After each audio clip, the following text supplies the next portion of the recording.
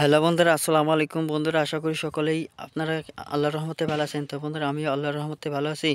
তো বন্ধুরা, আজকে আমি একটি গুরুত্বপূর্ণ একটি ওষুধি গাছ নিয়ে আপনাদের মাঝে হাজির হলাম। তো বন্ধুরা, এই গুরুত্বপূর্ণ ওষুধি গাছটি যদি আমি যে নিয়মটি বলে দেব বন্ধুরা, সেই নিয়মে যদি ব্যবহার করতে পারেন তাহলে বন্ধুরা অবশ্যই আপনারা উপকার পাবেন, আপনারা বিফলে যাবেন না। তো বন্ধুরা, আপনারা অনেক জায়গা থেকে বিভিন্ন ধরনের হকার ও বিভিন্ন ধরনের ভণ্ড কবিরাজদের কাছে বন্ধুরা বিভিন্ন ধরনের ওষুধ সেবন করার পর বন্ধুরা আপনারা প্রতারিত হয়েছেন। তো বন্ধুরা, যে সমস্ত ভাইরা জীবনে বহুবার টাকা নষ্ট করেছেন সেই সমস্ত ভাইদেরকে বলবো, তো ভাইরা আপনারা যদি এই গাছটি যদি পূর্ণ বিশ্বাস ও আস্থার সাথে ব্যবহার করতে পারেন তাহলে বন্ধুরা অবশ্যই আপনারা 100% উপকার পাবেন।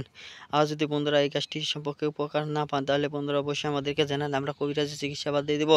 তো বন্ধুরা, দুনিয়ার পক্ষে এমন কেউ বলতে পারবে না যে এই গাছটি ব্যবহার করার পর তারা উপকার পায়নি। তো বন্ধুরা, বিশ্বাস রাখেন আপনারা উপকার পাবেনি।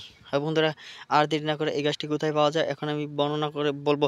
এই গাছটি পাওয়া যায় বন্ধুরা গ্রামগঞ্জের রাস্তার আশেপাশে প্রতি জমিতে, বা বন্ধুরা আপনারা পেয়ে যেতে পারেন বন্ধুরা গ্রামের রাস্তার আশেপাশেও পাওয়া যায়। বন্ধুরা, আপনারা খুব সহজে এই গাছটি পেয়ে যাবেন। তো বন্ধুরা, এই শহর অঞ্চলে পাওয়া যায় না। যে সমস্ত ভাইয়েরা শহর অঞ্চলের লোকেরা এই গাছটি ব্যবহার করতে চান তারা আমাদেরকে জানান, তাদের কাছে আমি এই গাছটি পৌঁছে দেবো। তো বন্ধুরা, গাছটি ব্যবহার করার নিয়ম হচ্ছে যে কচি কচি পাতাগুলো দেখতে পাচ্ছেন বন্ধুরা, মূলত এই কচি কচি পাতায় আপনাকে ব্যবহার করতে হবে। বন্ধুরা, কচি কচি পাতা যদি আপনারা রস করে প্রতিদিন 1 চা চামচ, এবং কি বন্ধুরা রাত্রিকালে 1 চা চামচ বন্ধুরা, তার সাথে যদি খাঁটি মধু মিশিয়ে নিতে পারেন, তারপর বন্ধুরা হালকা গরম করে নিতে পারেন, এরকমভাবে যদি খেতে পারেন তাহলে বন্ধুরা অবশ্যই মাত্র 7 দিন খেলেই আপনাদের ঠান্ডা ও জ্বর আল্লাহর রহমতে ভালো হবে। তো বন্ধুরা, ভিডিওটি থেকে যদি আপনারা সামান্যতম উপকার পেয়ে থাকেন তাহলে বন্ধুরা অবশ্যই আমাদের এই চ্যানেলটিকে সাবস্ক্রাইব করে আমাদের পাশে থাকবেন। ধন্যবাদ আপনাদেরকে।